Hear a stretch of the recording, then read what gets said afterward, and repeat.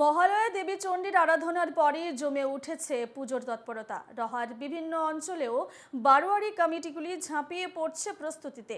রহায় এবারের চমক বিশাল অ্যানাকোন্ডা। প্রতিবারই দৃষ্টিনন্দন মণ্ডপ বানিয়ে দর্শকদের আকর্ষণ করে জ্যোতি সংঘ। এবারে তাদের চমক অ্যানাকোন্ডার আদলে মণ্ডপ। সেই ছবি আপনারা দেখতে পাচ্ছেন। রহায় বারোয়ারি পুজো কমিটিগুলোর তুমুল তৎপরতা এবং এবারে